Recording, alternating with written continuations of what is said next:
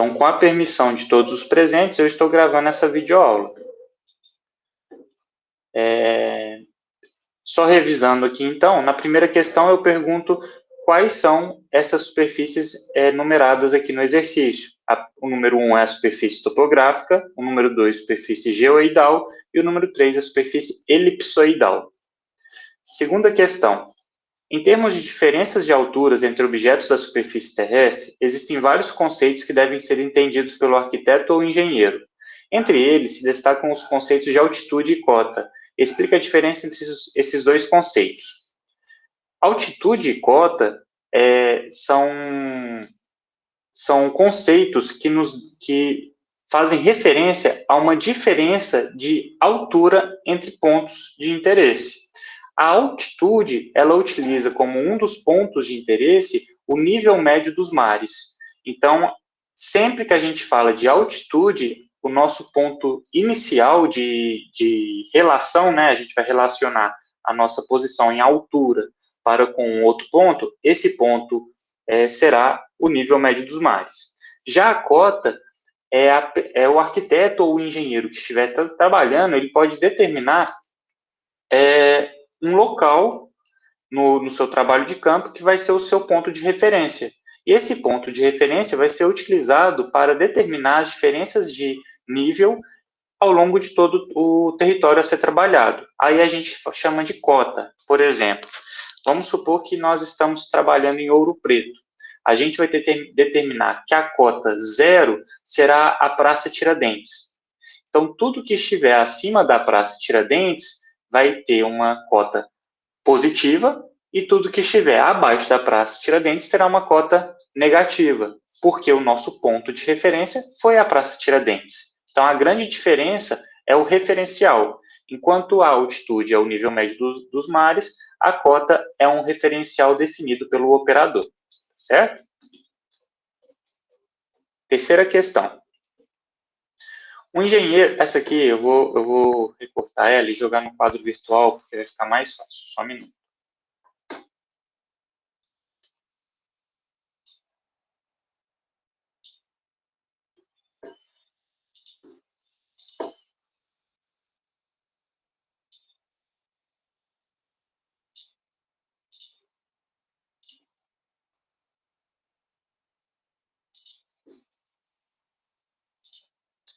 Um engenheiro deseja determinar a distância horizontal entre um ponto P e a fachada de um edifício, por intermédio do uso de um teodolito, conforme indicado na figura abaixo.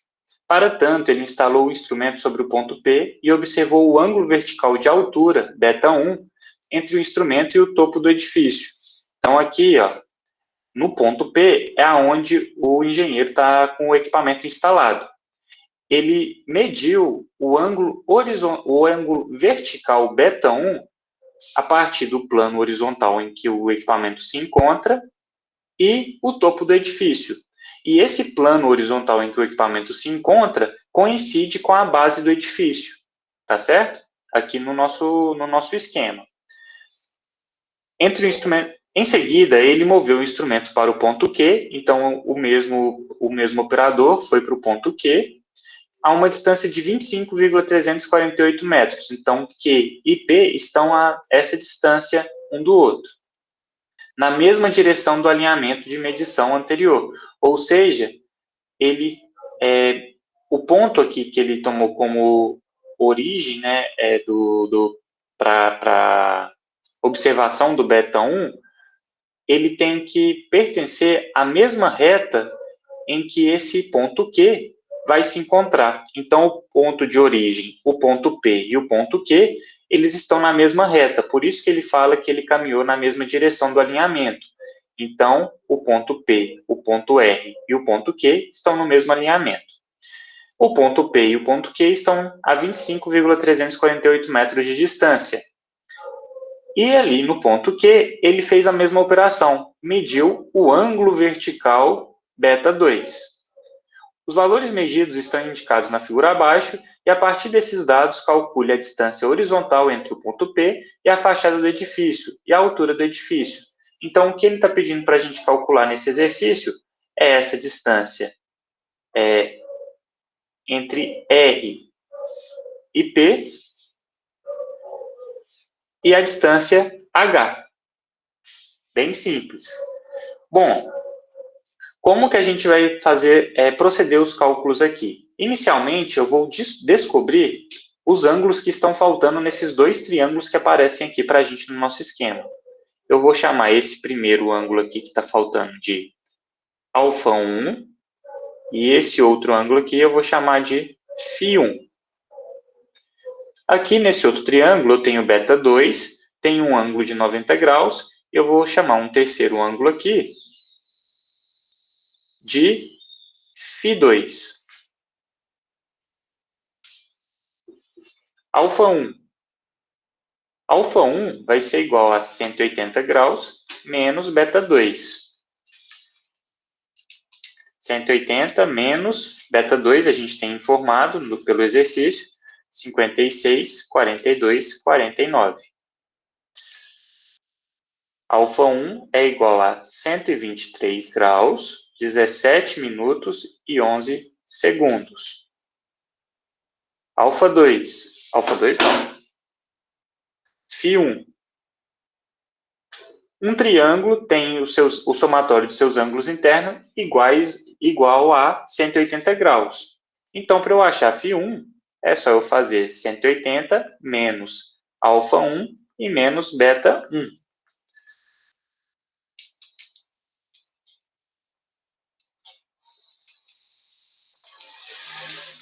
180, o φ1 é igual, então, a 23 graus, 30 minutos e 14 segundos.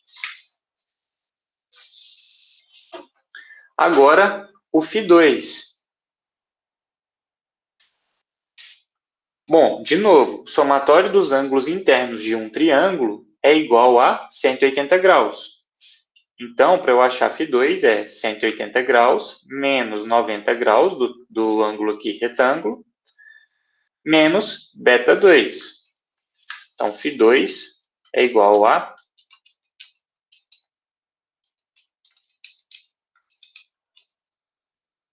33 graus, 17 minutos e 11 segundos. Encontrei todos esses ângulos. Agora, para encontrar as distâncias, eu vou utilizar a lei, inicialmente aqui, a lei dos cossenos. Por quê? Esse primeiro triângulo, eu não tenho nenhuma distância medida nele. Para eu encontrar essas distâncias, eu preciso ao menos de uma delas. Porém, como o segundo triângulo eu tenho uma distância, eu consigo, por conta dessa distância, encontrar uma distância que seja que pertença aos dois triângulos. Essa distância é Q e S. Eu vou chamar essa distância de distância X. Então, vamos lá.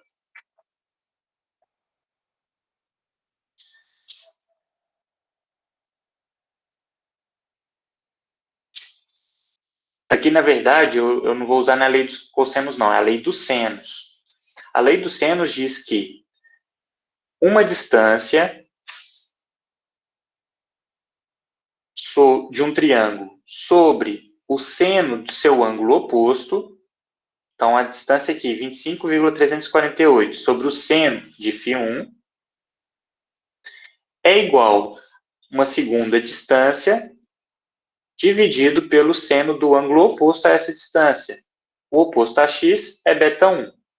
Lembrando que essa lei do seno ela só se aplica se o triângulo não for retângulo. Então, ela se aplica a esse triângulo da direita, mas não se aplica ao triângulo da esquerda. Resolvendo essa regra de 3, eu vou encontrar x. 25,348 vezes seno de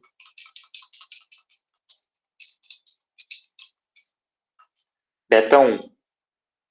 33, 12, 35, dividido pelo seno de φ1.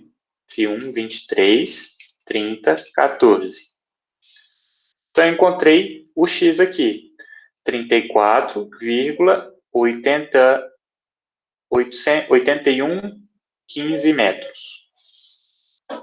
Essa é a minha distância x. Agora, com essa minha distância x, eu consigo achar o meu valor de h e o meu valor de d, que é r. Como eu acho isso?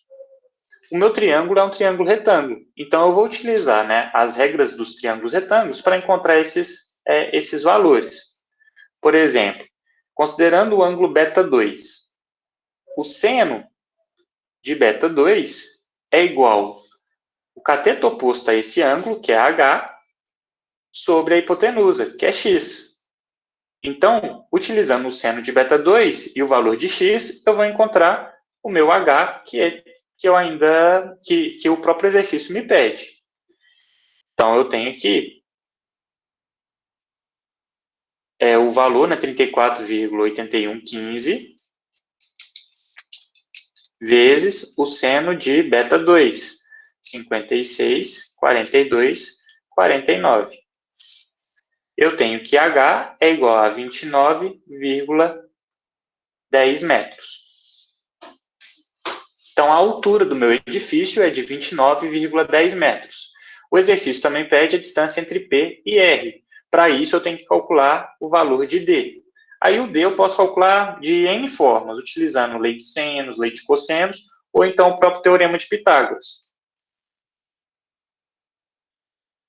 D vai ser igual a raiz quadrada de x ao quadrado menos h ao quadrado, que é o meu Dzinho, a distância entre Q e R. T4,8115 ao quadrado menos 29,1 ao quadrado, raiz quadrada. Eu tenho que a minha distância entre o ponto Q e o ponto R é de 19,11 metros. Essa é a minha resposta? Não é, tem que ficar bem atento ao exercício. O exercício pede a distância entre o ponto P e a base do edifício. É a fachada, né? Então, a minha distância entre R e P é igual a 19,11 mais 25,348.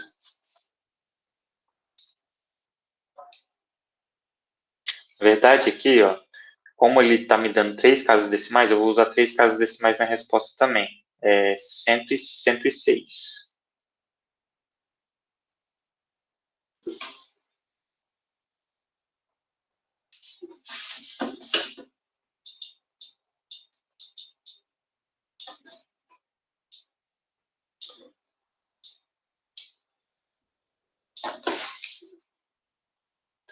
19,106.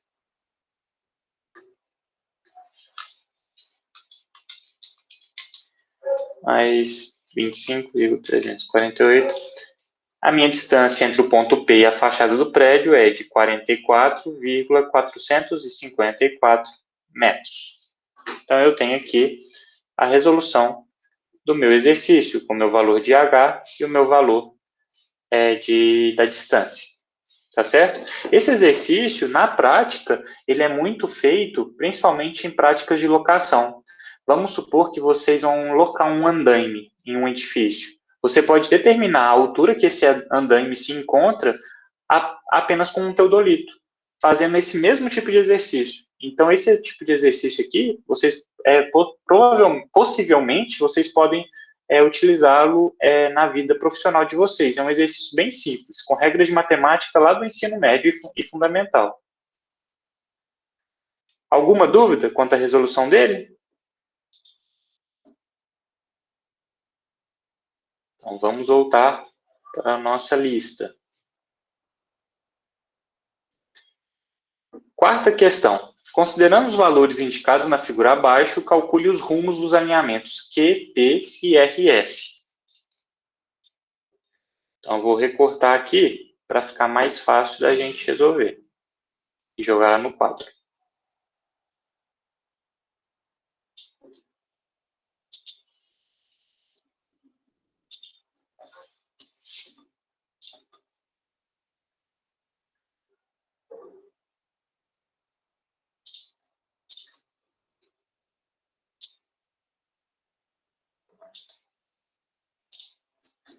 Bom, é muito importante, até aqui onde a gente se encontra na nossa disciplina, nós sabemos definir bem o que é um rumo e o que é um azimuth.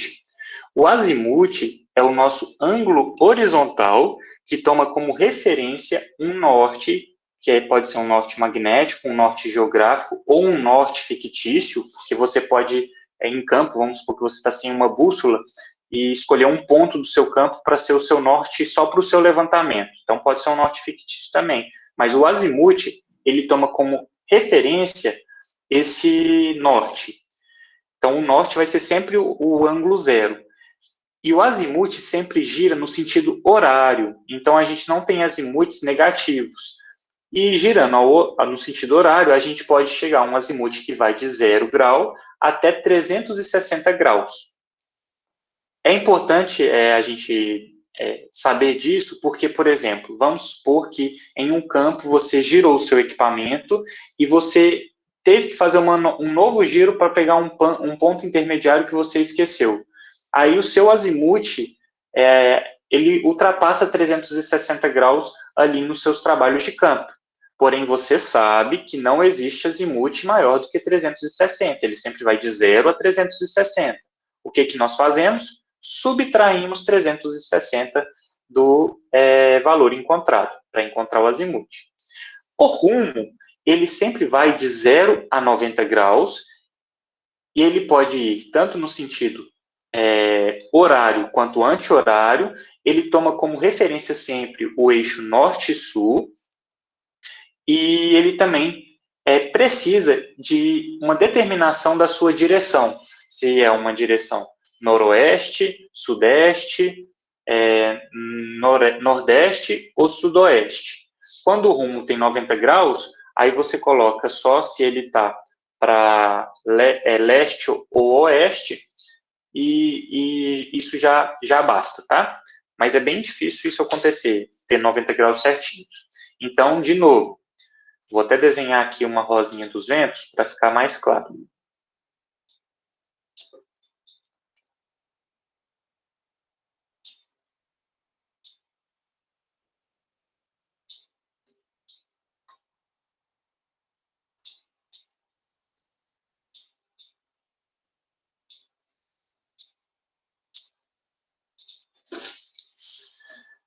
De vermelho vai ser o nosso azimuth. Vou fazer o norte. Opa. Odeio quando eu mexo o quadro. Então, aqui eu tenho o norte, o sul, o leste e o oeste. De vermelho vai ser o nosso azimuth. O azimuth, ele pode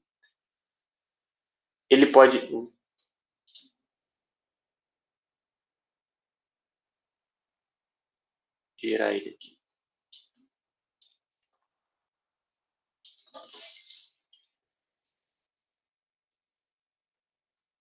Vamos fazer quadrante por quadrante, que vai ser mais fácil de explicar. Suponhamos que eu tenho esse alinhamento aqui vermelho. O azimuth desse alinhamento vermelho, ele sempre vai começar do norte, porque é um azimuth. Então, o azimuth aqui, no alinhamento vermelho, que está no primeiro quadrante, é esse daqui. O rumo desse primeiro quadrante, ele também vai ser igual ao azimuth, porque o rumo, ele sempre começa no eixo norte e sul e vai até o nosso alinhamento em questão. Então, para o primeiro quadrante, a gente tem que o rumo é igual ao azimuth. A diferença é que o rumo, ele precisa necessariamente de uma indicação do quadrante que ele se encontra. Então, o rumo aqui, no caso, ele precisa ser indicado para o nordeste. Então, sempre temos que colocar o valor do rumo com essas letrinhas no final. Se você não determinar isso, você não está fazendo o exercício da forma correta e isso pode trazer problemas no futuro. Um desses problemas é o leitor do seu trabalho achar que você está trabalhando com um azimuth, porque você não indicou a direção, que propositalmente fala do quadrante. Agora vamos para o nosso segundo quadrante. O segundo quadrante eu vou fazer ele aqui de verde.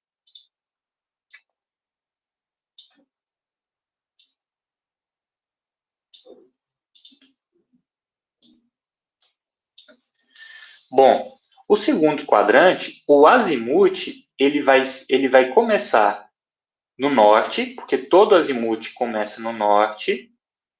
Opa, desenho de verde não, desenho de preto também.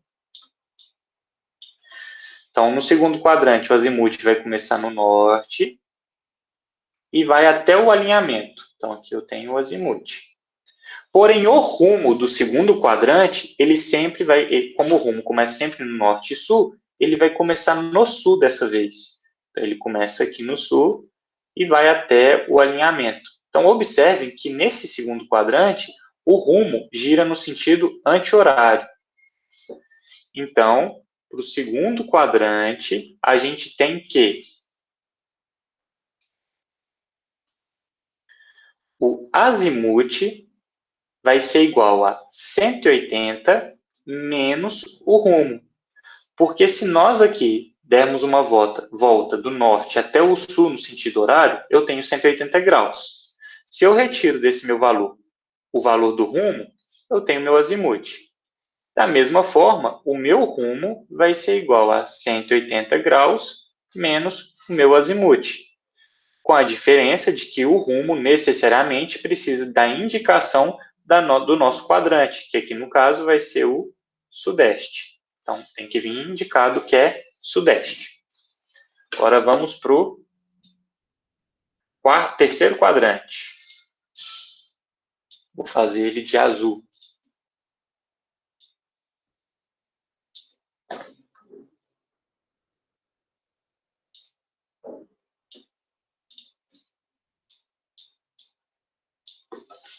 Bom, de novo, o azimuth sempre começa do norte e vai no sentido horário. Então, eu vou partir aqui do norte. Ó.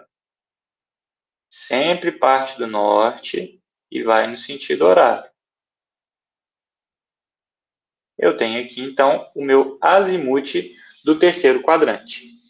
E o rumo sempre parte do eixo norte e sul. Como aqui eu estou numa região sudoeste, ele vai partir do sul também.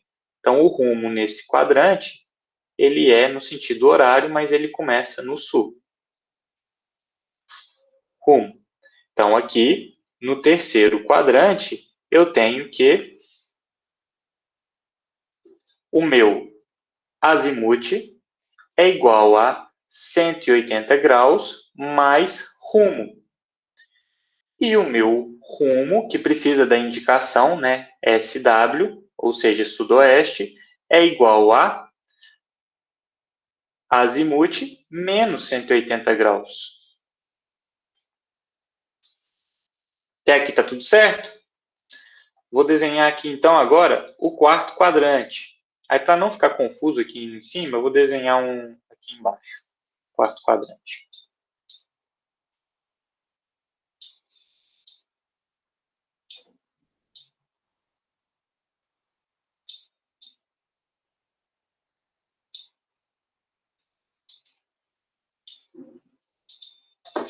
Então, aqui eu tenho o norte, o leste, o sul e o oeste. No quarto quadrante, eu vou desenhar aqui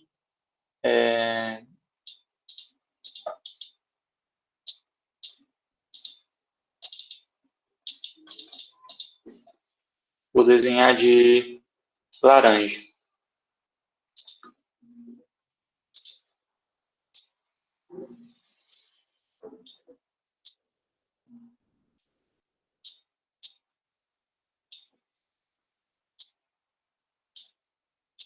Eu tenho esse alinhamento.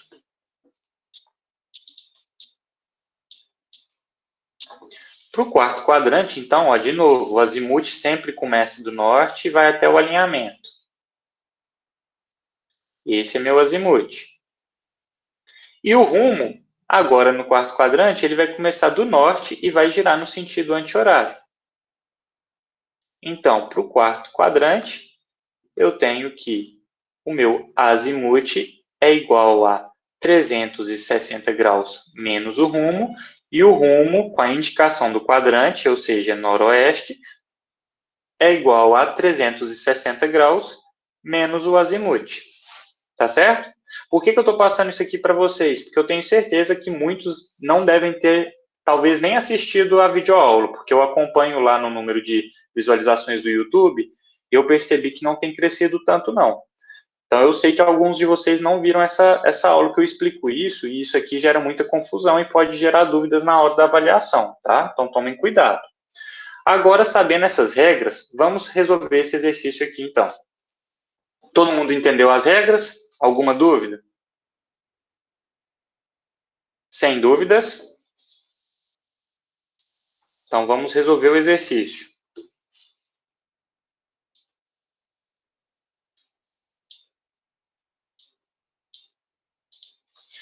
Bom, é para a gente calcular os rumos do alinhamento QR e RS. Observem aqui que no nosso primeiro alinhamento, no alinhamento PQ, a gente tem uma indicação aqui angular. Ele nem tem o ângulo desenhado, mas ele tem uma direção mostrando para a gente que esse ângulo é um rumo, porque se tem uma direção indicativa, ele é um rumo. Então, aqui eu tenho o nosso rumo de 79 graus, 14 minutos e 40 segundos. Como eu vou encontrar agora o rumo da direção QR? Bom, é difícil a gente fazer o transporte de rumos, então a gente vai trabalhar aqui inicialmente com azimuths e depois com os azimuths a gente calcula o rumo. Só que, observem, aqui eu tenho um rumo que está no primeiro quadrante. Então, como ele está no primeiro quadrante, o azimuth do alinhamento PQ também vai ser igual a esse ângulo, porém sem a direção. Então, o azimuth ali, no caso, é 79 graus, 14 minutos e 40 segundos. Agora, eu vou transpor esse azimuth para calcular o azimuth do alinhamento QR. Como eu faço isso? Eu faço uma transposição. Ó, eu vou estender o meu alinhamento PQ, ultrapassar ali a parte da deflexão.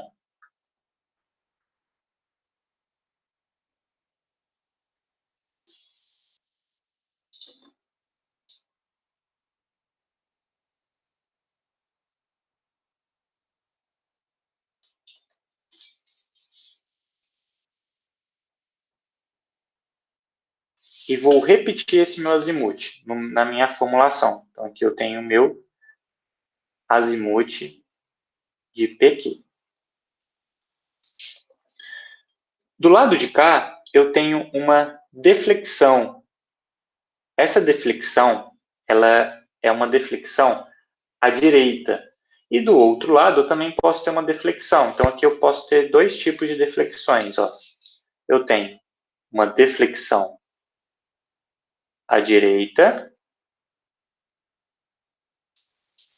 que é esse valor aqui. O que é uma deflexão? É você pegar um alinhamento e, no ponto final desse alinhamento, você girar essa reta para o ponto do alinhamento seguinte. Se esse giro for à direita, você tem uma deflexão à direita. E se esse giro for para a esquerda, você tem uma deflexão à esquerda. Então, se eu girasse para o sentido contrário,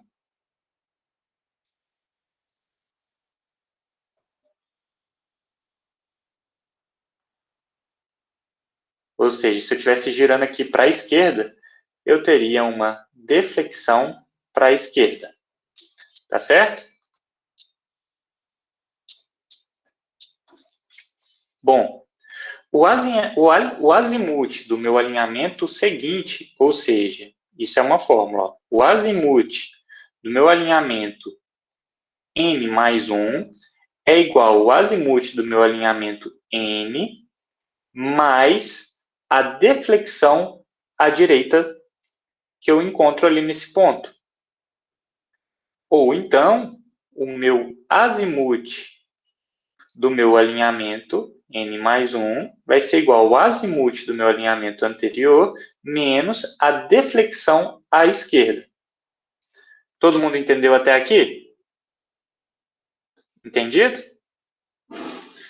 Bom, então já que eu sei calcular agora o meu azimuth do alinhamento QR, eu vou utilizar essas fórmulas para isso. Lembrando, o azimuth é o ângulo que o norte, que eu tenho norte, faz com o alinhamento em análise. Então, para esse exercício aqui, o azimuth que a gente está encontrando aqui no alinhamento QR seria o ângulo formado aqui nessa direção aqui, ó, do norte até o meu alinhamento, tá certo? Eu vou apagar essa linha azul só para não ficar confuso na resolução, deixar ali só a parte da deflexão e dos azimuths. Bom, mas vamos calcular esse azimuth então. O azimuth de QR é igual ao azimuth do alinhamento anterior, ou seja, é igual ao azimuth de PQ mais a deflexão à direita, que eu tenho no meu ponto Q, que é o meu ponto final do alinhamento, que é o ponto, na verdade, não é o ponto final do meu alinhamento, é o ponto que eu tenho em comum dos dois alinhamentos que eu estou analisando. Então, aqui é a minha deflexão à direita de Q. Ou então, a minha menos a deflexão à esquerda desse mesmo ponto. Eu vou fazer nesse primeiro caso aqui, tanto para a direita quanto para a esquerda, só para vocês entenderem os valores que a gente vai encontrar. Então, vamos lá. Qual é o valor da minha deflexão à direita no ponto Q? Como que eu calculo ela, gente? Agora eu quero escutar vocês.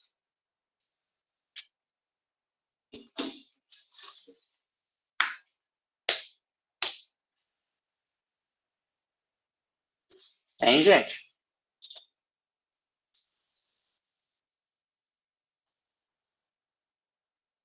Pessoal?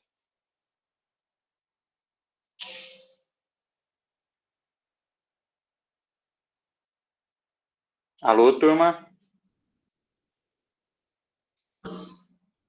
Exatamente, Renato. A deflexão à direita no ponto Q é igual a 180 graus menos o ângulo ali que eu tenho formado aqui, ó, porque se isso aqui tudo forma 180, 180 menos esse ângulo vai me dar deflexão.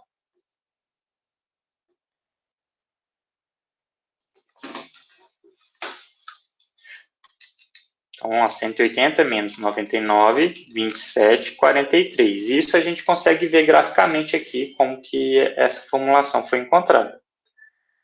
80 graus, 32 minutos e 17 segundos. E a minha deflexão à esquerda, como que eu encontro?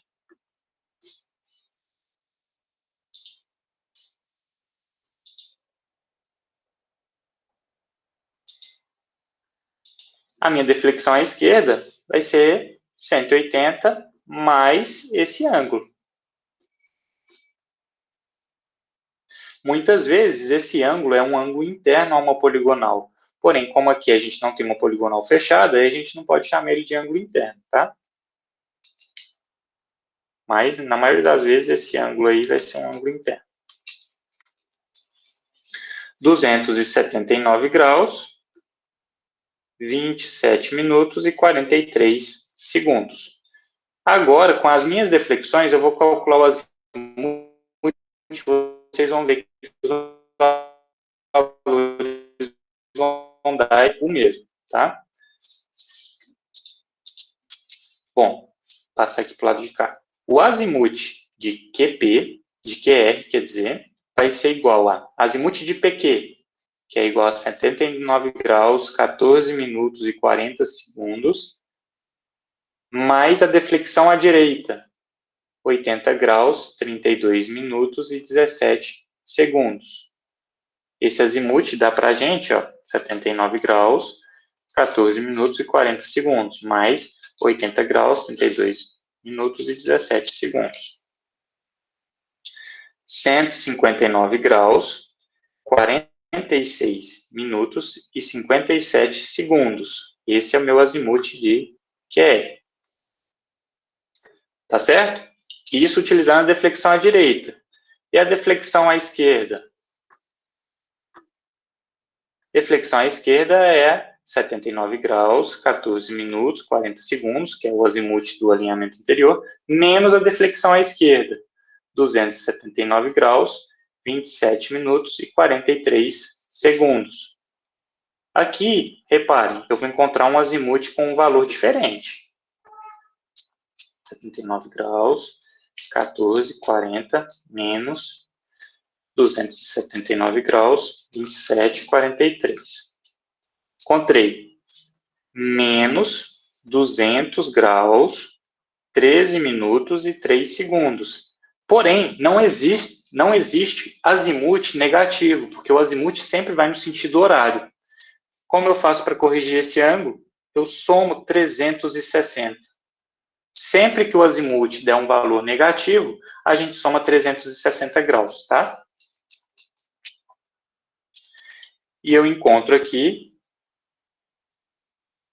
159 graus, 46 minutos e 57 segundos. Então, a gente pode resolver esse exercício tanto pela deflexão à direita, quanto pela deflexão à esquerda, tá certo? Achei o meu azimuth. O exercício não pede azimuth, ele pede rumo. Então, eu vou ter que calcular o rumo. Qual é a fórmula do rumo para esse alinhamento? O alinhamento se encontra em qual quadrante?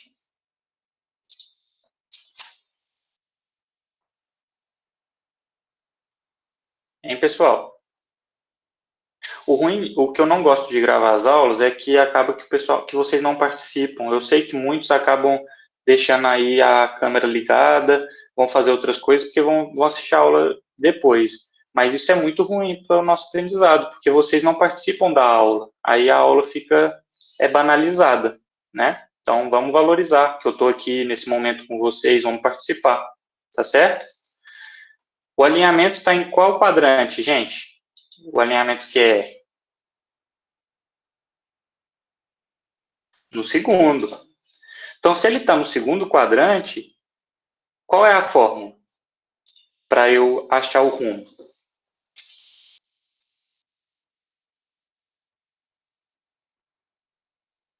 Exatamente. A fórmula do segundo quadrante é 180 graus menos o rumo, menos o azimuth. Então, aqui, eu tenho que o meu rumo é igual a 180 graus menos 159, 46, 57. 20 graus, 13 minutos e 3 segundos. Essa resposta está correta? Não está. Porque o rumo, ele obrigatoriamente precisa da sua direção. Então, aqui eu tenho que inserir qual é a direção. Como ele está no segundo quadrante, a direção é sudeste. Tá certo? Aí agora, vocês sabendo como que a gente calcula isso, eu quero que vocês terminem o exercício. Aí vocês vão pegar esse azimuth aqui do alinhamento QR, vão transpor ele aqui para o segundo ponto e vão calcular o azimuth do alinhamento RS. Aí, com o azimuth do RS calculado, vocês vão calcular o rumo desse alinhamento. Reparem que esse alinhamento RS se encontra no quarto quadrante. Então, a fórmula do rumo é 360 menos o valor que vocês encontrarem, tá certo? Eu vou passar para o outro exercício. Só não vou dar continuidade, porque vocês perceberam que é um exercício muito simples. Então, é só vocês fazerem isso e vocês vão encontrar. Óbvio que agora que vocês sabem que existem essas duas possibilidades de fórmula, vocês não vão utilizar as duas. Pode utilizar só uma e faz o exercício com essa única fórmula, tá? Vamos voltar, então, para o nosso PDF. Calcule a distância horizontal indireta obtida através dos fios estadimétricos representados abaixo e o ângulo zenital de 78 graus, 24 minutos e 57 segundos. Vamos lá. Lembrando que todos os exercícios, eles estão, como se faz eles, estão nas aulas teóricas que eu já disponibilizei para vocês de forma assíncrona. Então, não deixem de assistir, porque nessas aulas provavelmente vão ter exercícios diferentes, vão ter ensinamentos diferentes, então não deixem de assistir. Passando para o nosso quadro.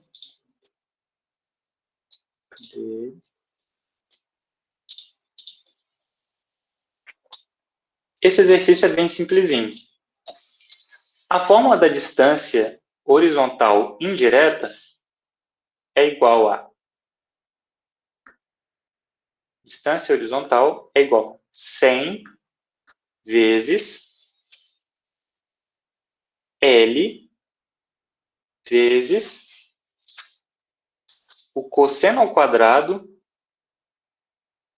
do ângulo vertical, ou então a distância horizontal é igual a 100 vezes L vezes o seno ao quadrado do nosso ângulo zenital. Tá certo? Lembrando aqui, o ângulo horizontal é vertical beta. Que ângulo é esse? É o ângulo formado entre o plano horizontal e o ponto visado na vertical.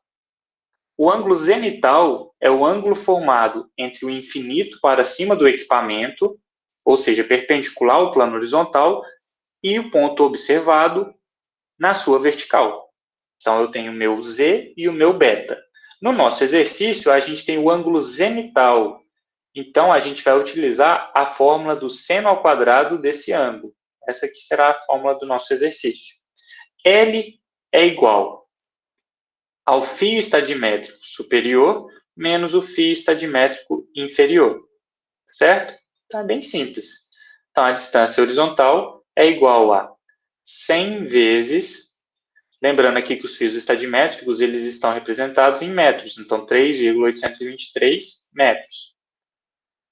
3,823 metros menos 3,645 metros vezes o seno ao quadrado de 78 graus, 24 minutos e 57 segundos. Essa distância é, então, igual a... Vamos calcular aqui.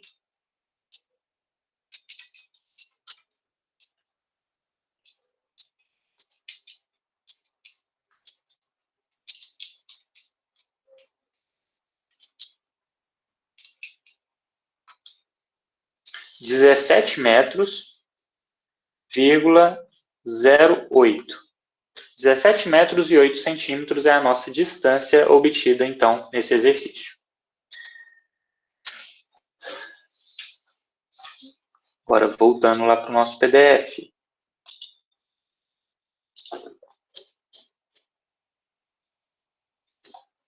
Essa questão 6 eu vou resolver o primeiro e os outros dois eu vou deixar para vocês.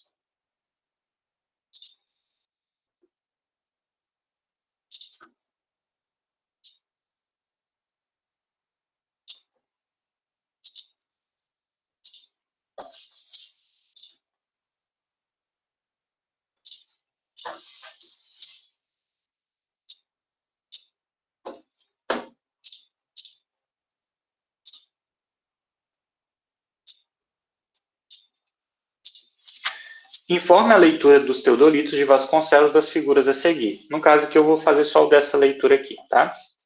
Primeira coisa que a gente faz ao ler um teodolito de Vasconcelos, ou seja, fazer a leitura desse limbo graduado, é observar o valor que distam dois tracinhos mais próximos no limbo graduado, ou seja, nessa parte de baixo.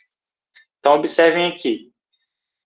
Esse valor aqui, ele é um valor de 1/3 de 1 grau. Porque, olha, tem 131 graus, 132, 133, 134, 135, 136, 137, 138, 139 e 140. Então, os tracinhos mais próximos um do outro, eles distam um do outro igual a 1/3 de 1 grau. Então, aqui, eu vou chamar o nosso valor de VA igual a 1/3 de grau. 1/3 de grau é igual a 20 minutos, porque 1 grau tem 60 minutos. Então, 1/3 tem 20 minutos, ok? Agora, a gente observa o número de divisões do nosso vernier, ou então do nosso limbo aqui superior. Eu tenho 40 divisões. Então, 40 divisões. Agora, eu vou calcular a menor divisão do equipamento, ou seja, a menor leitura que ele consegue fazer, que é esse valor de PN, que é igual a VA dividido por N, ou seja, 20 minutos dividido por 40, que é igual a meio minuto. Meio minuto são 30 segundos. Normalmente, os limbos graduados com a mais alta precisão trazem essa precisão de 30 minutos, não, 30 segundos, tá? Os com maior grau de precisão trazem a precisão de 30 segundos. Agora eu vou fazer a leitura no limbo da mesma forma que a gente faz a leitura lá num paquímetro. Eu pego o tracinho imediatamente anterior ao zero e essa vai ser a minha leitura no meu limbo. Então, aqui eu tenho 132 graus. Então, a leitura no limbo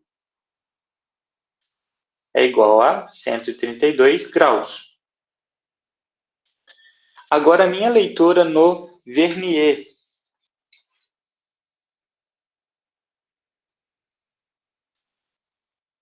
A leitura no vernier é baseada no traço coincidente. Para esse exercício aqui, eu evidencio qual que é o traço coincidente em cada um dos exercícios. Eu tenho aqui, então, ó, a coincidência no 14º traço.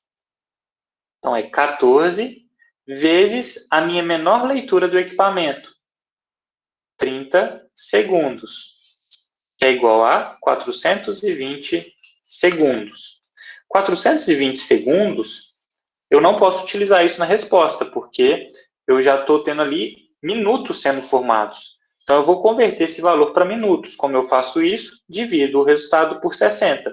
E eu tenho, então, que 420 segundos são iguais a 7 minutos. Então, a minha leitura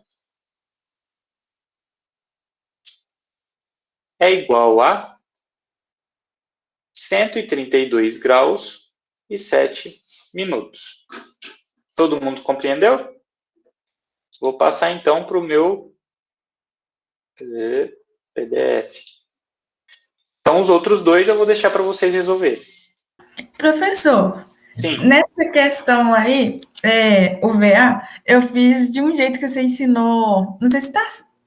Tipo assim, fiz. Espera, deixa eu ver aqui quantos que tá o negocinho aqui. 140 menos 130. Aí deu 10. Aí eu contei quantos negocinhos tinha, aí deu 30. Aí dividi e encontrei 0,333 graus. E depois passei. Tá certo, né?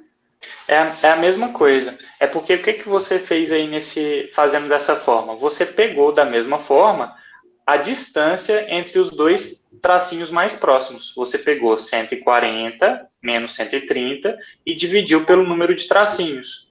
Aí, dessa forma, fazendo essa divisão, você encontrou o valor correspondente à distância entre dois tracinhos. A gente fez a mesma coisa. Ah, entendi. Então tá bom. Tá certo? Obrigada. Tá certinho, não precisa se preocupar. 7ª questão. Explique a experiência de Eratóstenes para a determinação da circunferência aproximada da Terra. Bom, o que Eratóstenes observou? Ele observou que em uma mesma época do ano, em um mesmo horário, enquanto os raios do Sol chegavam ao fundo de um poço em Siena, se formava uma sombra em Alexandria, formando um ângulo de 7 graus e 12 minutos. Quando você pegava os raios do Sol e estendiam até eles se encontrarem, ou seja, pegar aqui o raio que entra em Alexandria e o que vem em Siena, e estendia até eles se encontrarem, você acabava passando esse ângulo que ele via lá na sombra de Alexandria para o ponto de coincidência entre esses pontos. Aí ele pensou, bom, se a distância entre Siena e Alexandria é de 5.000 estádios, e o ângulo formado ali pela extensão dessas retas que ligam os raios paralelos do Sol foi de 7 graus e 17 minutos, se eu considerar que a Terra é redonda, ou seja, a Terra forma 360 graus, eu basto dividir 360 graus pelo ângulo formado ali, ou seja, 360 por 7 graus e 12 minutos, e multiplicar o valor encontrado por 5.000 estádios. Então, ele concluiu aqui que esse valor de 7 graus e 12 minutos era equivalente a 1/50 de 360 graus. Então, para ele completar uma volta completa, basta multiplicar 50 por 5.000 estádios. Aí, dessa forma, ele consegue obter a circunferência da Terra, da superfície. E isso, de fato, acontece de forma aproximada, porque a gente tem que lembrar que a Terra não é uma esfera, tá certo? Continuando, então. Mas o valor se aproximava bastante, ainda mais para aquela época. Porque o conceito da palavra lugar não se relaciona somente a uma porção do espaço. Bom, o lugar, ele além de determinar, né, as características geomorfológicas do local, ou seja, relacionadas à geologia e à morfologia e a paisagem também em si, como, por exemplo, vegetação, uso e ocupação, o lugar também representa afeto e percepção. A percepção que vocês têm sobre um lugar pode ser completamente diferente da percepção que eu tenho, baseado no que a gente tem de vivência. Por exemplo, eu moro em Ouro Preto há 13 anos. Acaba que a sensação de pertencimento à cidade já é tão grande que eu ando pelo centro histórico sem apreciar o centro histórico. E isso envolve o conceito de lugar, porque eu moro aqui. Agora, vocês que estão no segundo período, quando vêm a Ouro Preto e veem o centro histórico, vocês com certeza vão ter um sentimento e uma percepção mais romantizada daquele local. Por quê? Porque, de fato, é um lugar bonito, que tem um contexto histórico muito importante para o nosso país. Então, vocês vão ter uma percepção diferente do lugar que eu tenho, devido à nossa vivência com esse local. Da mesma forma, a gente tem essa sensação de pertencimento à nossa terra natal, ou então em algum lugar que a gente passou a nossa infância, e assim por diante. Então, isso que eu quero que vocês guardem de lugar. A gente tem que parar de ser, como engenheiros, de pensar que um lugar é só as características intrínsecas a ele, como morfologia, geologia e local, e lembrar que as pessoas também têm sentimentos relacionados a esses lugares. Isso é muito trabalhado em áreas como, por exemplo, da arquitetura, mas a engenharia é importante ela trazer esses conceitos também para evitar acidentes, como, por exemplo, você observar o acidente que aconteceu lá com os rompimentos das barragens aqui na região, você traz uma percepção de lugar muito diferente. Agora, imagine a percepção que os moradores desses locais têm em relação às perdas que eles tiveram e a como a paisagem se modificou.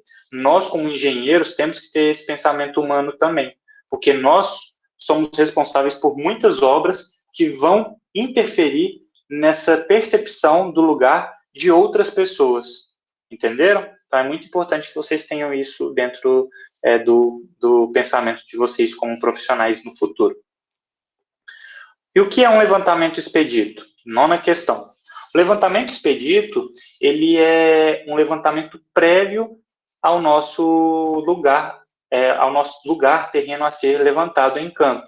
Ele é muito importante porque, através dele, nós conseguimos determinar as ferramentas a serem utilizadas. Por exemplo, imagine que nós vamos fazer um levantamento topográfico em um local de vegetação alta. Nós, então, vamos ao local, percebemos isso, fazemos esse levantamento expedito, percebemos que o local é cheio de vegetação alta. Então, entre os equipamentos a serem utilizados, nós vamos ter que arrumar uma roçadeira, por exemplo, para fazer uma picada ali no local, para abrir um caminho para a gente fazer o nosso levantamento. Ou então a gente decide que vai trabalhar com um drone, porque no local a ser levantado tem uma grande lagoa que impede que a gente atravesse um ponto a outro de forma fácil, facilitada.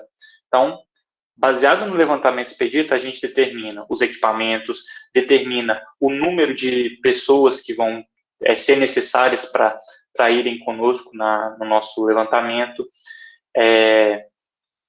a quantidade de dias que serão necessários, se será necessário, por exemplo, a gente acampar no local, ou então alugar um hotel para a gente ficar, para fazer esse tipo de levantamento.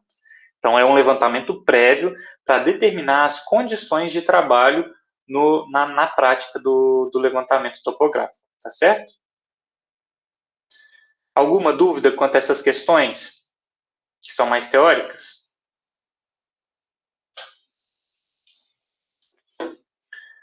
Agora a questão 10. Vou fazer um recorte aqui.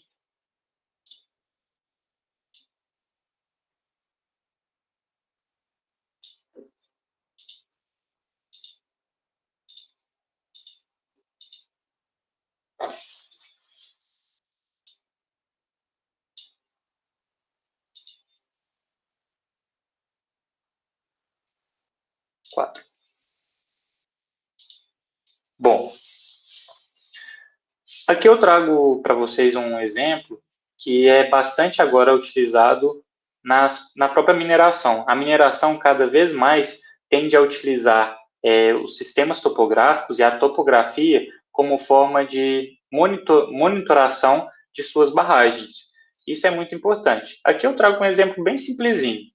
Um topógrafo deseja saber a distância horizontal entre as extremidades de um muro de contenção.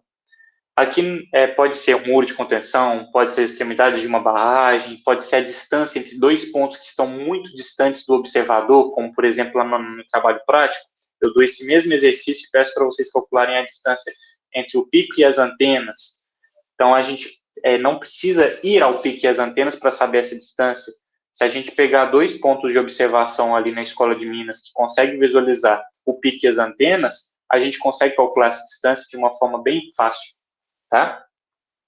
E por medidas de segurança, agora no exercício de novo, por medidas de segurança, ele calcula essa distância indiretamente através do método topográfico da interseção. Com os dados abaixo obtidos durante o levantamento, indique qual a distância encontrada. Então, aqui, ó, na prática, eu acho que a gente chegou até, quem começou a fazer topografia comigo ainda no período presencial, naquela turma que a gente acabou interrompendo o presencial, a gente, eu acho que, não lembro, mas eu acho que a gente chegou a fazer alguma prática relacionada a essa, não tenho certeza. Como que a gente faz essa prática?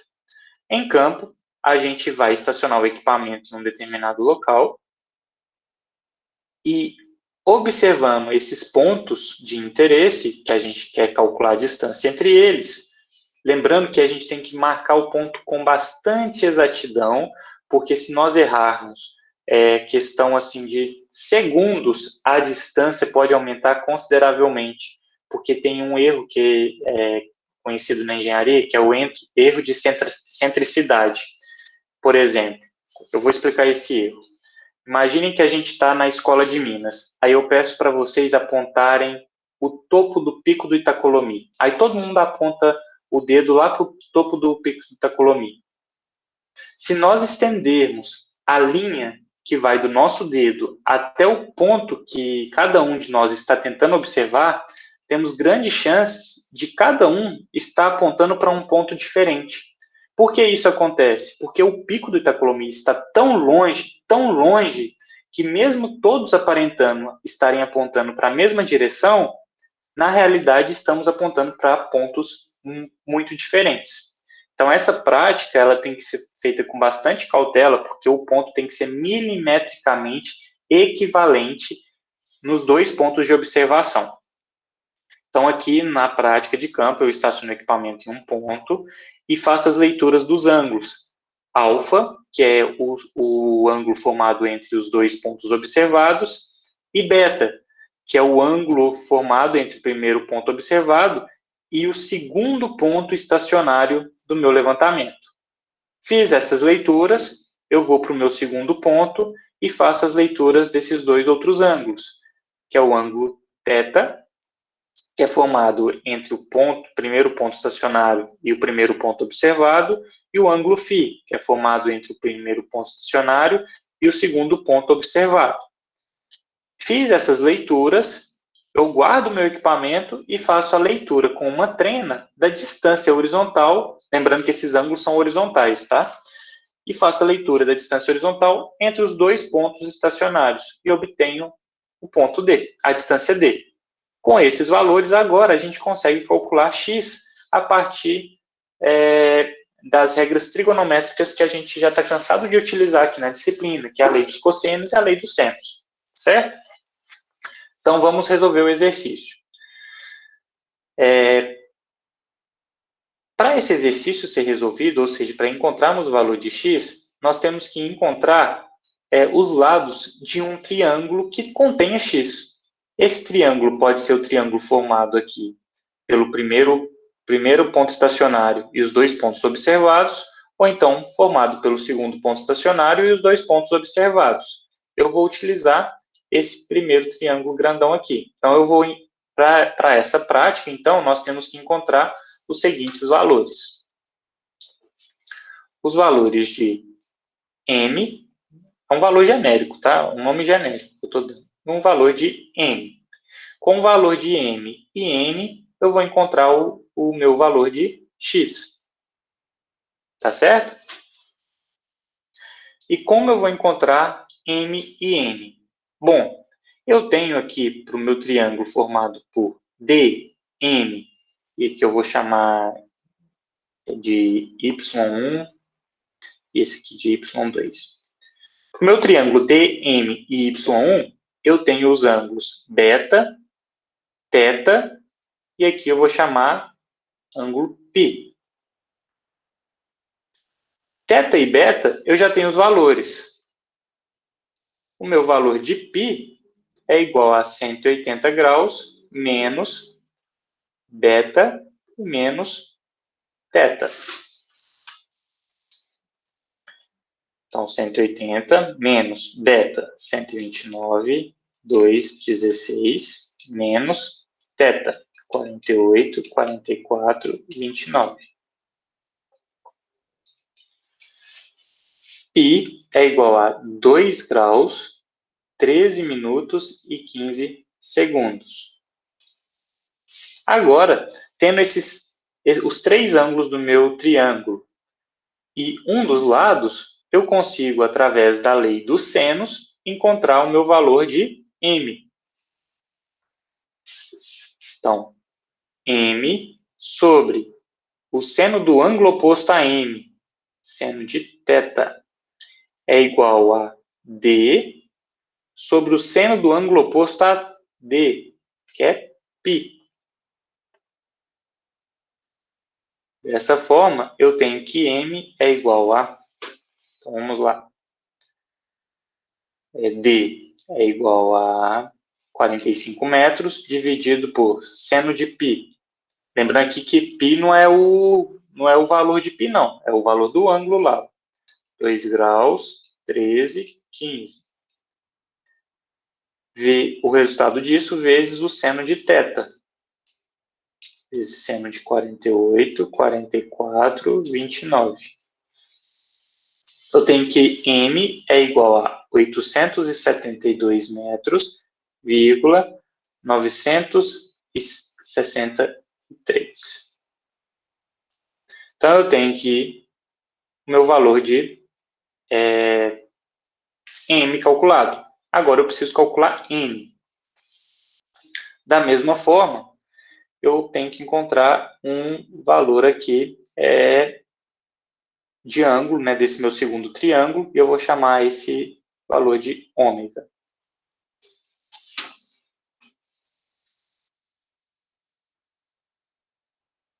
Nem lembro se essa letra grega é o ômega. Agora eu estou na dúvida. É ômega mesmo que chama essa letra? É isso mesmo. Vamos lá. Como eu calculo ômega?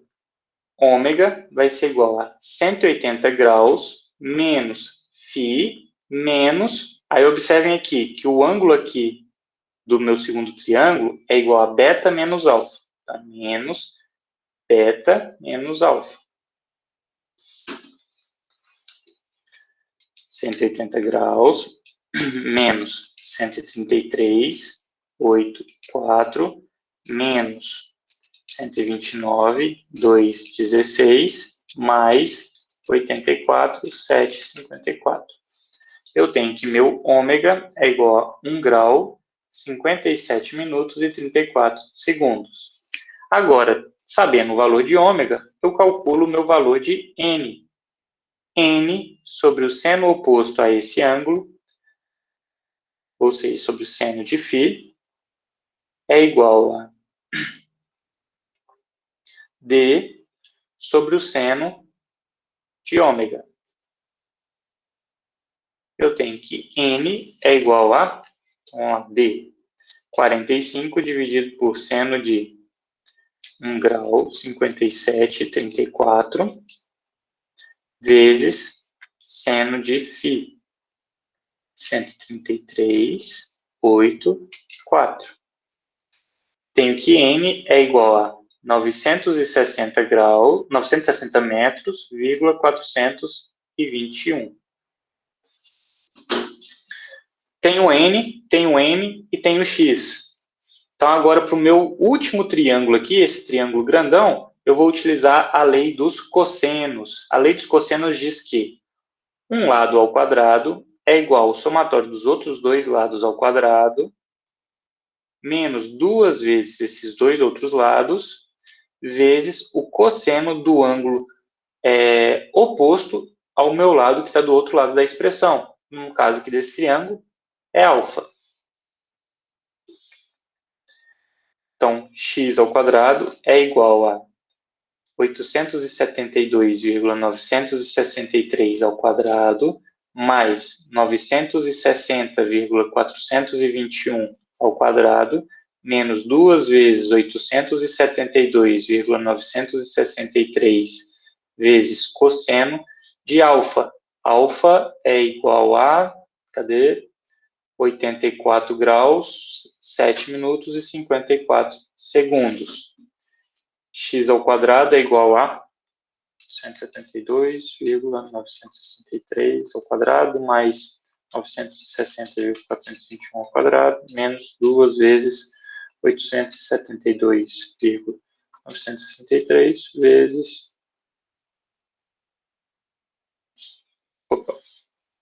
872,963, e aqui ainda tem um 960,421. 960,421 vezes cosseno de 84,754. Aí eu achei um valor aqui na casa dos milhões. Eu já vou aplicar a raiz quadrada e encontrar o valor do x, tá?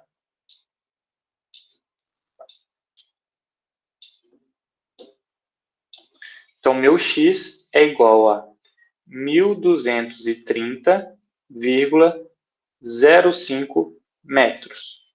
Certo? Aí refaçam esse exercício, confiram se a resposta vai bater, vejam se eu fiz todos os cálculos aqui, porque os números são muito grandes, está tudo certinho. Mas a base do exercício é essa. Então, a gente primeiro determina qual será o nosso triângulo final, separa os lados dele e procuramos aqui no exercício como encontrar os valores desses lados. Encontrei os valores, eu calculo a minha distância. Alguma dúvida?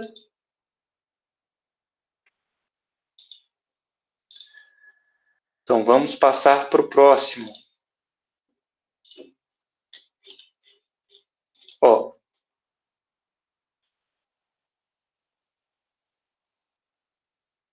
Esses dois aqui eu não vou resolver, 11º e 12º, porque são bem simplesinhos. Esse 11º a gente vai fazer ele semelhante àquele outro exercício lá dos rumos e azimutes, tanto para todos eles aqui, mas lembrando que rumo tem que ter a direção indicada, tá? E tem que observar qual quadrante se encontra para a gente determinar qual será a forma utilizada.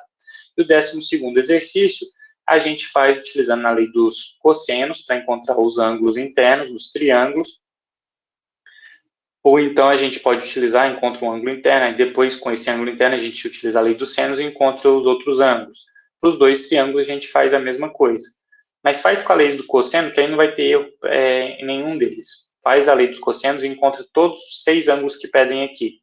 Depois, utilizando lá a fórmula da área através do semiperímetro, vocês calculam a área de T1 e a área de T2 e depois só somam elas, tá?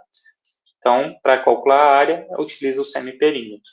E calcula T1, depois T2 e soma. 13ª questão. O que é um goniômetro? Um goniômetro é um equipamento utilizado para a leitura de ângulos. Dê o exemplo de um goniômetro e de um erro grosseiro que pode acontecer durante a leitura deste equipamento. Um exemplo de goniômetro é o teodolito. Se o teodolito estiver mal nivelado, ele pode gerar um erro. Um outro equipamento que faz leitura de ângulos, um transferidor. Se o transferidor estiver mal graduado, pode acontecer um erro. Ou então um erro grosseiro, a pessoa confundir os valores, né? Ao invés de ser 96, ela anotar 69. Isso é um erro grosseiro também. Um erro grosseiro é um equipamento desnivelado, um segundo erro grosseiro é fazer a leitura equivocada, certo? 14ª questão. A 14ª questão e a 15ª questão são exatamente iguais. A diferença é que na 14ª questão, a leitura direta é um ângulo maior do que 180 graus e na 15ª ele é menor do que 180 graus. O que isso implica? A formulação para a gente calcular o valor final da direção horizontal diz que se a leitura direta for maior do que 180 graus, a gente tem que subtrair. Deixa eu ver.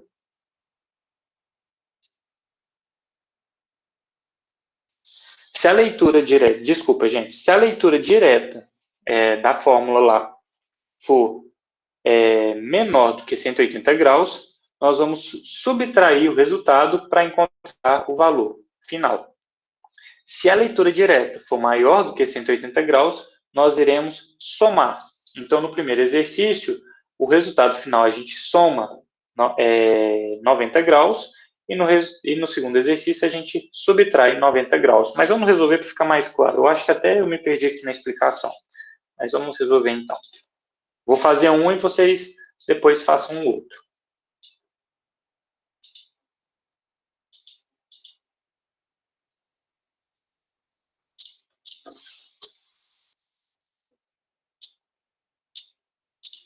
Foi realizado um levantamento em campo para a determinação de uma direção a ser tomada como referência para o cálculo de um ângulo horizontal.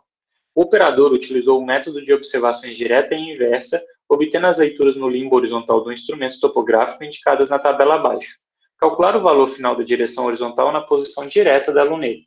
A fórmula para calcular essa direção é igual a somatório das leituras diretas mais o somatório das leituras inversas, dividido por 2 vezes o número de repetições que a gente fez de leituras diretas e indiretas, mais ou menos 90 graus.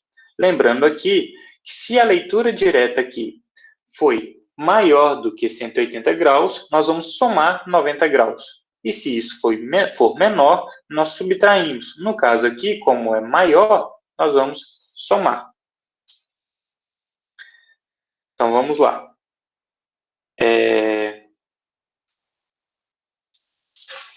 Para esse exercício, o somatório das leituras diretas foi igual a 981 graus 20 minutos e 14 segundos. E das leituras inversas foram 81 graus, 30 minutos e 38 segundos. Nós vamos dividir por 2 vezes o número de repetições. 1, 2, 3, 4, 5. 2 vezes 5. E como a nossa leitura direta do exercício ela é maior do que 180 graus, nós vamos somar 90 graus à nossa resposta. Ao final, nós encontramos 196 graus, 17 minutos e 5,2 segundos. Tá certo? Então, aqui são as leituras e a gente faz isso. Na prática, o ideal é fazermos isso, mas muitos topógrafos e profissionais da área acabam não fazendo essas leituras de leitura direta e inversa, acaba fazendo várias leituras repetidas de um mesmo ponto observado e faz a média dessas leituras. Isso não é errado, porém, a leitura aqui do método da leitura inversa apresenta uma confiabilidade um pouco melhor, tá certo? Então, se vocês tiverem tempo durante as práticas, das práticas profissionais, de fazerem esse tipo de trabalho, de leitura direta e inversa, optem por ele. Vai ser melhor do que fazer várias leituras e pegar a média. Embora isso não seja também de total erro. Voltando, então, lá para o nosso PDF. Aí eu vou deixar a 15ª questão para vocês fazerem, mas observem que a leitura direta aqui no caso é menor do que 180 graus, então nós vamos subtrair 90 graus da resposta. 16ª questão. Qual a diferença entre topologia e topometria? A topologia, ela estuda as características de um local sem levar em consideração a métrica, né, desse terreno. Então, por exemplo, qual será a topologia de um vulcão? É um formato cônico, mas você não necessariamente foi lá no local e mediu esse vulcão. Você não fez medições, você só conhece a topologia dele. Qual é a topologia de um edifício? É uma caixa, por exemplo. O edifício tem um formato de uma caixa. E a topometria já é o ato de você ir a campo e obter medidas de distâncias e ângulos a fim de representar a topologia de um local com um grau de precisão determinado e em escala adequada, tá certo? 17ª questão. Qual a norma que fixa as condições exigíveis para a execução de levantamentos topográficos? É a 13.133 ou 113? Deixa eu só conferir aqui. É a 13.133, que é a norma brasileira de levantamentos topográficos, tá certo? 13.133. Vou pegar a 18ª questão e jogar lá no quadro também.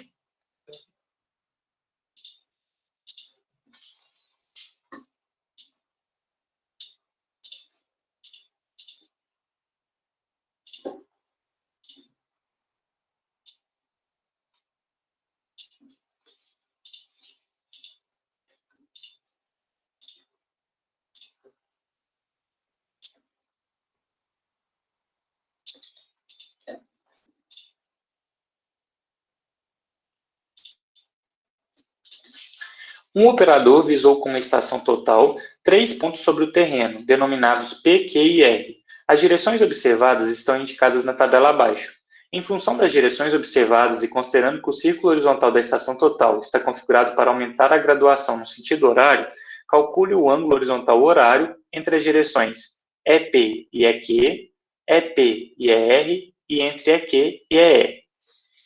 Bom, então vamos considerar aqui nesse exercício que o nosso ângulo zero está apontando para cima, para o norte.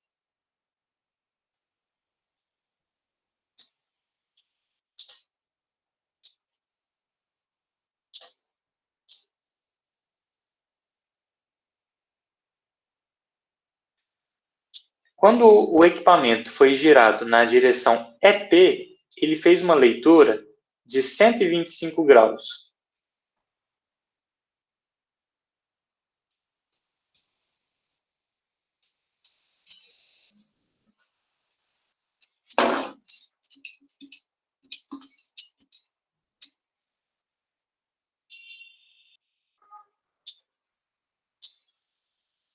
Então, aqui, nosso alinhamento é P. Depois, ele fez uma leitura de 322 graus. Deixa eu só fazer também o eixo aqui. Leste-oeste, para ficar claro depois. Depois, ele fez a leitura de 322 graus no alinhamento.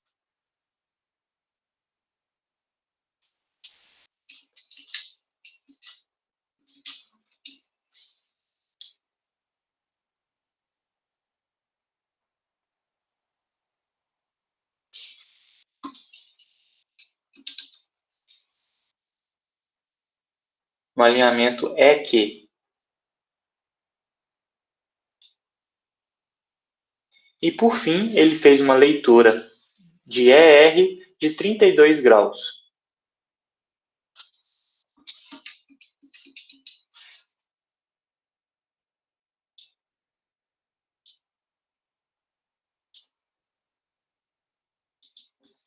Então, aqui eu tenho os meus alinhamentos. Ó. Vamos lá. Norte, sul, leste, oeste. Aqui eu tenho meu ponto E, que é a minha estação.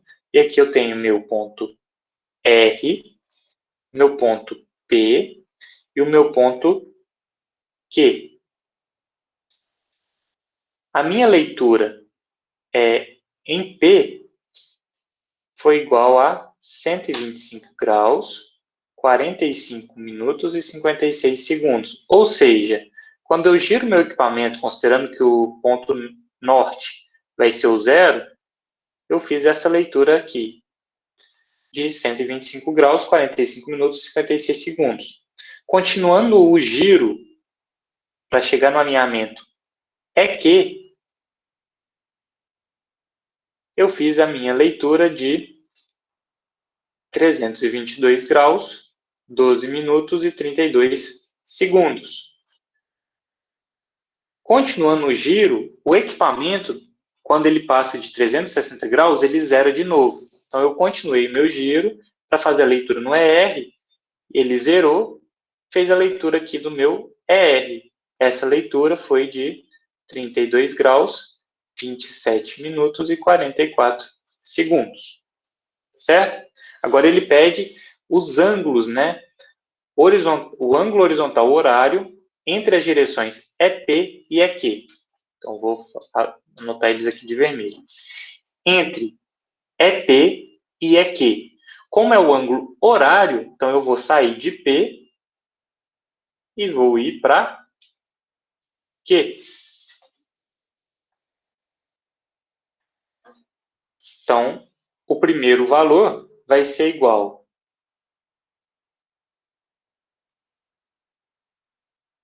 a EQ menos EP. 322 graus, 12 minutos, 32 segundos, menos 125 graus, 45 minutos e 56 segundos. Esse vai ser o meu valor do ângulo horizontal horário entre essas duas direções.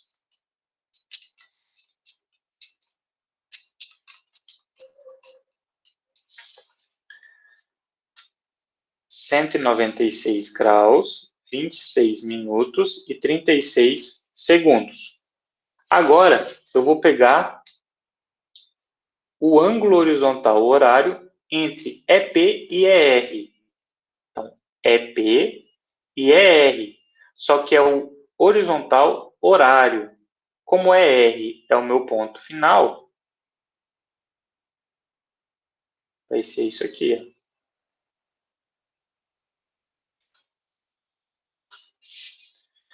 Então, ER menos EP.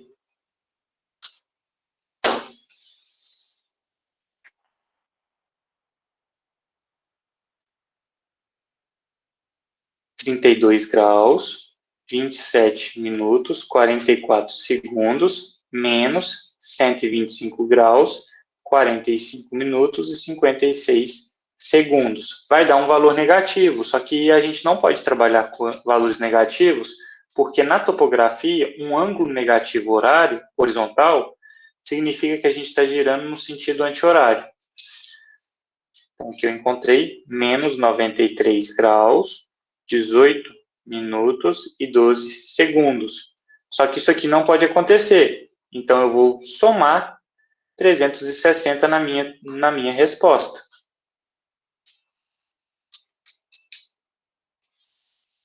O valor ali, então, daquele ângulo foi 266 graus, 41 minutos e 48 segundos. Por fim, ele pede o ângulo horizontal horário entre EQ e ER. Então, vai ser igual a ER menos EQ. Deixa eu fazer de uma cor diferente para ficar mais claro. Então, EQ e ER.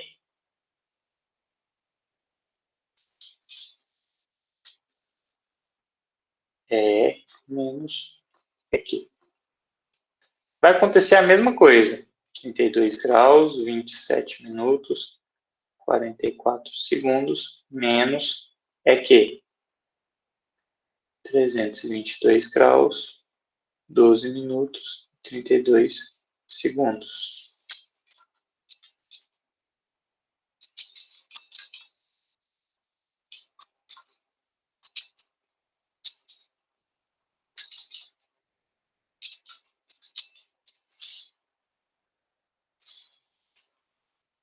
Trinta e dois graus, 27, 44, menos 322, 12, 32.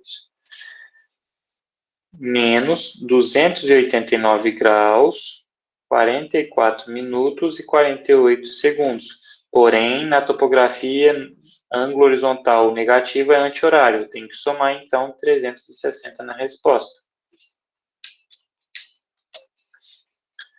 O valor desse ângulo é de 70 graus, 15 minutos e 12 segundos. Alguma dúvida? Bem simples também.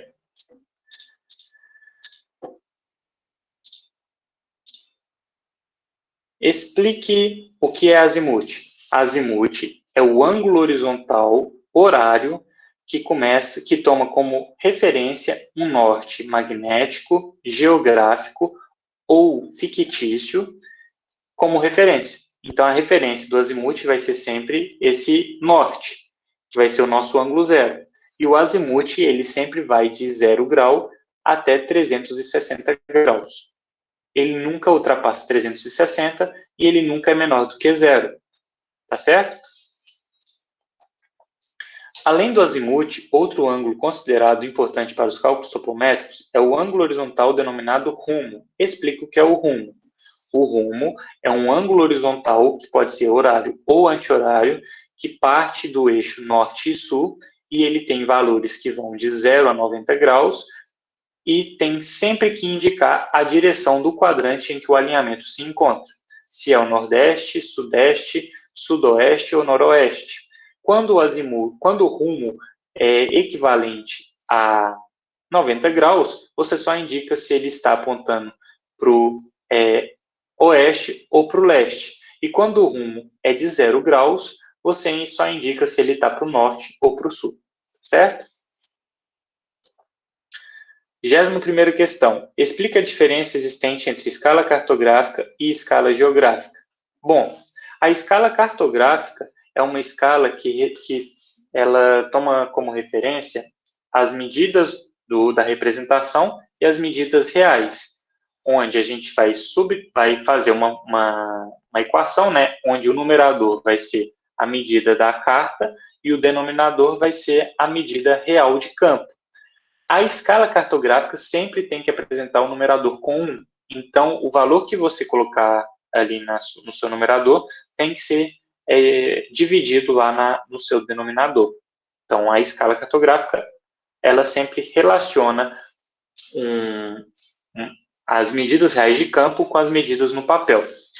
Um detalhe importante é que quanto menor for a escala cartográfica, maior a área de abrangência da nossa carta ou do nosso mapa. Agora, a escala geográfica, ela reflete mais as características geográficas de um determinado local. Por exemplo, as delimitações geopolíticas dos países.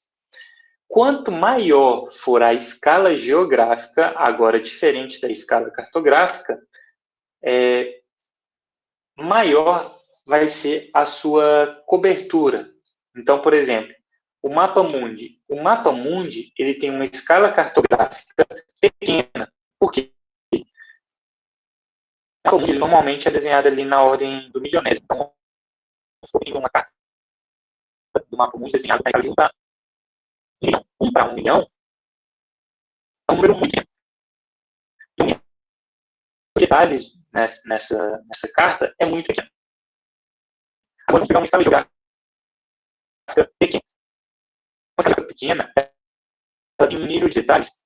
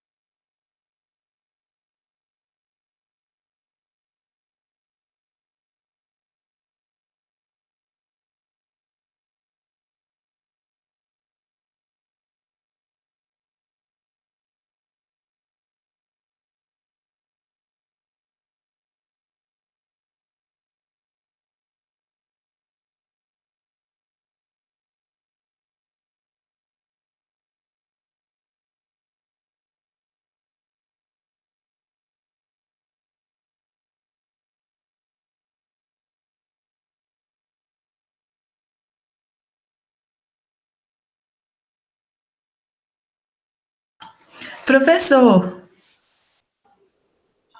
eu não acredito que eu expliquei tudo e ficou mutado. Desculpa. É porque a minha bateria do microfone acabou, aí eu acabei trocando pelo segundo microfone e mutou. Desculpa. Vou explicar aqui de novo rapidinho. A escala cartográfica e a escala geográfica são inversamente proporcionais. Ou seja, quanto maior for a escala geográfica, maior a área de abrangência dessa carta. Porém, quanto maior for uma escala cartográfica, menor vai ser o nível de detalhes, menor vai ser a área de abrangência. Um exemplo, imagina o mapa mundi. O mapa mundi, em escala cartográfica, apresenta uma escala muito pequena. Em escala geográfica, ele apresenta uma escala muito grande, porque ele apresenta a geopolítica bem maior, a delimitação dos países e dos continentes, você consegue ver toda no mapa mundi. Então, a escala geográfica é grande, mas a escala cartográfica é pequena, porque você precisou reduzir ele bastante para ele caber na sua representação. É basicamente isso a diferença entre os dois, tá? Mas eu explico bem melhor lá na aula, depois vocês assistam a aula, porque na aula eu mostro os mapas bonitinho, então vocês conseguem distinguir de uma forma visual, eu acho mais fácil.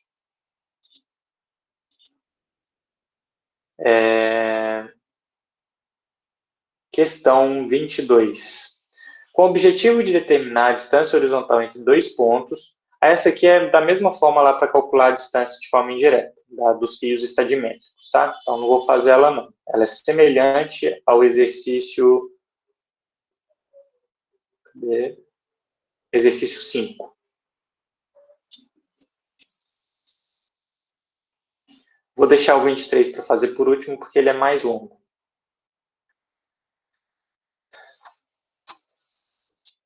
26. Explique com suas palavras como a topografia contribuiu para a concepção da Casa Rossés, edificação apresentada na imagem abaixo.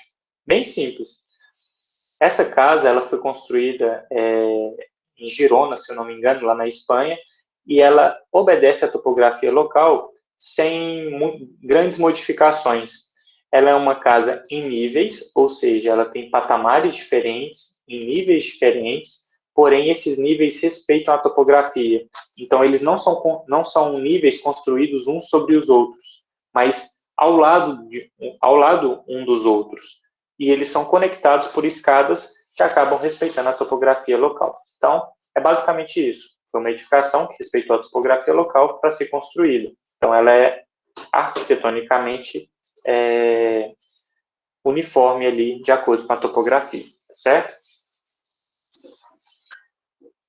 25ª questão. Considerando o erro admissível de uma carta igual a 0,2 milímetros, qual será a sua precisão cartográfica em metros se sua escala numérica for de 1 para 2.000? Bom, basta a gente pegar o 0,2 milímetros e transformar em metros. Então, vai ficar 0,0002 metros. E multiplicar pelo denominador da escala numérica, 2.000. Então, a precisão em metros dessa escala, dessa carta, é de 0,4 metros, certo? Ou 40 centímetros. 24ª questão.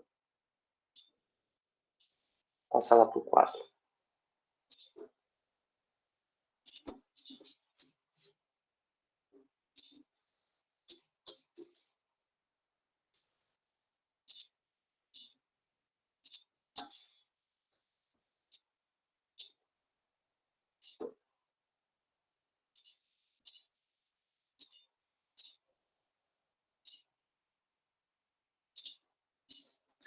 Um vale se encontra a uma altura geométrica de 1.632 metros. Aí lembrem aqui, essas alturas, elas fazem referências às superfícies. A altura geométrica é a diferença de nível entre a superfície terrestre ou topográfica e o elipsoide. É só vocês lembrarem que o elipsoide, ele vem da geometria, né? É uma elipse. Então, lembre-se que a diferença entre a altura do elipsoide e a da superfície topográfica é a altura geométrica. Então, o Hzinho é igual a 1.632 metros. Sendo a altura geoidal igual a 1.473 metros, aí a altura geoidal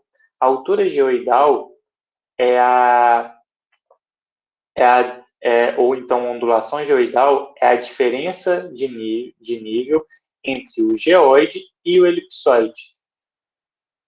Então, aqui eu tenho a altura geoidal igual ao N, 1.473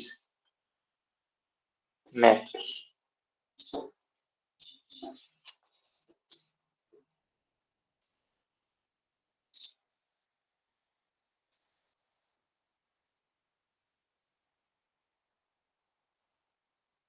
Então, a altura geoidal, ela relaciona o nosso geoide e o elipsoide. E, por fim, eu tenho a nossa altura ortométrica, que é o que eles pedem aqui no exercício, que é a diferença de nível entre a superfície topográfica e a superfície geoidal. Observando o desenho, a gente já consegue visualizar aqui que o Hzinho é igual a N mais H. Então, Hzão é igual a Hzinho menos N. Isso dá para a gente 159 metros. Bem simplesinho de resolver também. Voltando para o PDF. Vamos para a questão 23, que é a questão mais trabalhosa.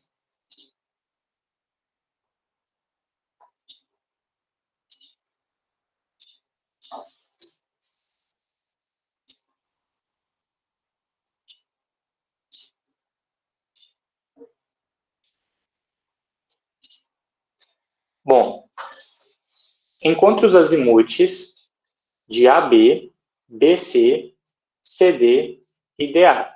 Então, a gente vai caminhar aqui no sentido horário da nossa poligonal. Para encontrar esses azimutes, é bem simples, lembrando então que o azimute é o ângulo formado entre o norte e o alinhamento em questão.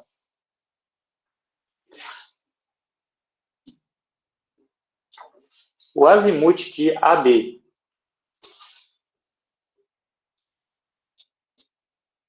O azimute de AB. azimuth de AB, observando o desenho, é igual a 82 graus, 16 minutos, 30 segundos, menos 47 graus, 13 minutos e 20 segundos.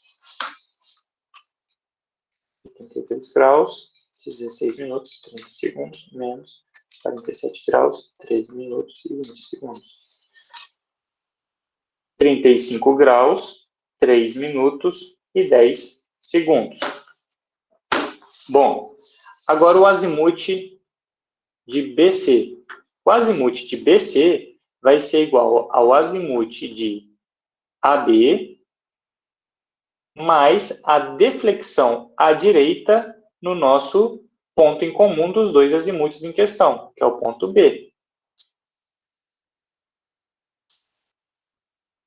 O azimuth de AB é igual a 35 graus, 3 minutos e 10 segundos. A deflexão à direita aqui nesse ponto é essa daqui, deflexão à direita.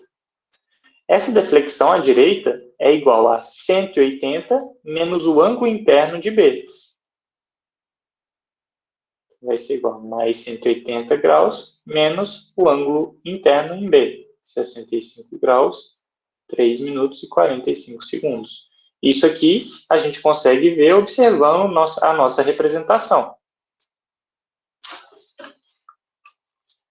35 graus, 3 minutos, 10 segundos, mais 180 graus, menos 65, 3, 45. Tenho 149 graus, 59 minutos e 25 segundos. O azimuth de CD. O azimuth de CD é igual ao azimuth anterior, que é o azimuth de BC, mais a deflexão à direita do nosso ponto em comum dos dois, o ponto C. Então, aqui, se eu fizer uma deflexão, eu vou estender a minha reta do alinhamento BC. A deflexão à direita é essa daqui, ó.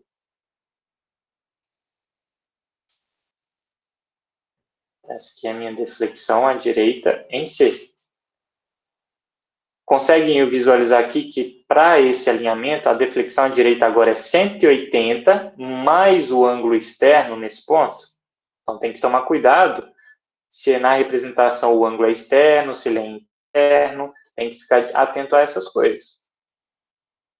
149 graus, 59 minutos e 25 segundos, mais 180 graus, mais o ângulo externo no ponto C.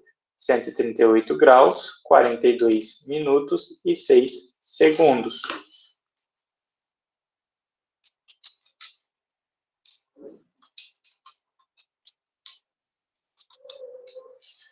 (468 graus, 41 minutos e 31 segundos.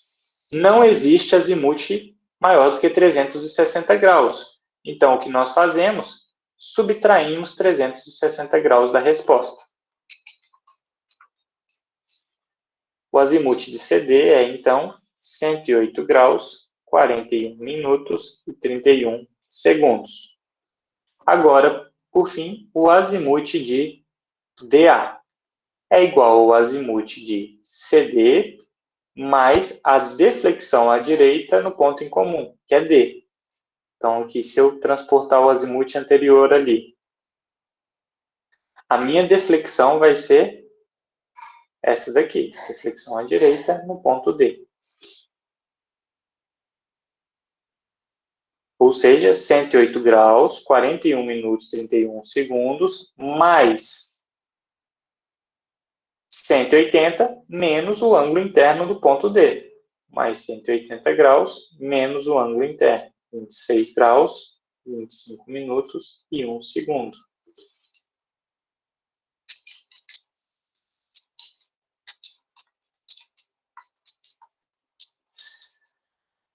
Meu azimuth de DA é igual a 262 graus, 16 minutos e 30 segundos.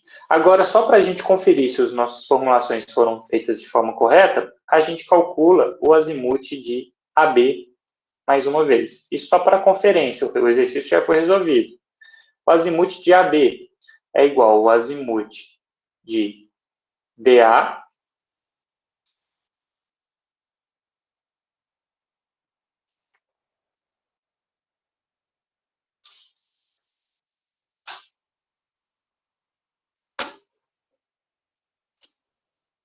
aí aqui eu vou colocar mais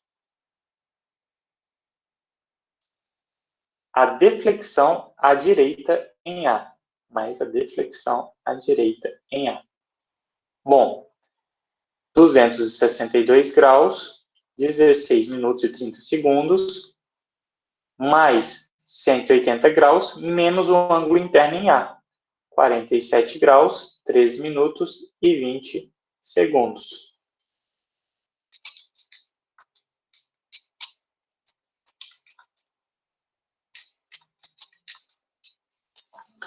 €395, 3 minutos e 10 segundos. Não existe azimuth maior do que 360, então eu retiro 360 e encontro 35 graus, 3 minutos e 10 segundos, que é equivalente ao nosso azimuth encontrado no início do exercício. Então, significa que os nossos cálculos daqui até aqui foram feitos de forma correta. Tá certo? Bom, gente, e assim a gente termina a lista de exercícios. Olha, a gente conseguiu fazer ela em 1h30. É uma lista bem simplesinha. Refaçam ela em casa. E é isso, estudem. Assistam as videoaulas, façam a lista 1. E a prova eu ainda não preparei ela, eu vou montar ela. Vai ser feita... vocês vão fazer ela... Vão ter o dia inteiro para fazer, mas reservem um dia, um horário na sexta-feira para fazerem ela do início ao fim, para não terem problemas, tá certo? Mais alguma dúvida?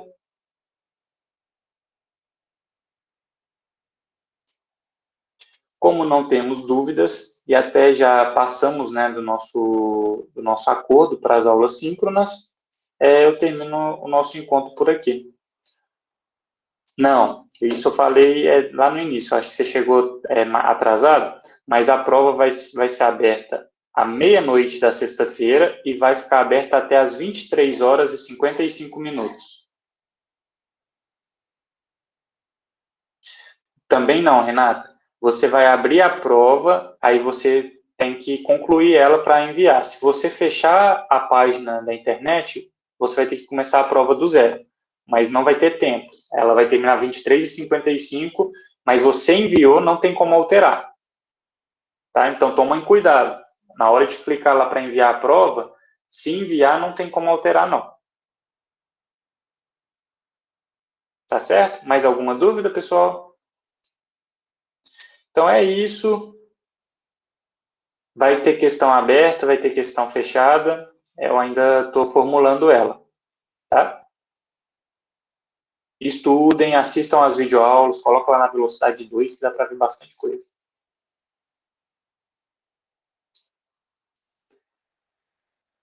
Então é isso, gente. A gente se encontra, então, numa próxima videoaula. Abração e se cuidem. Por nada, até mais. Boa noite.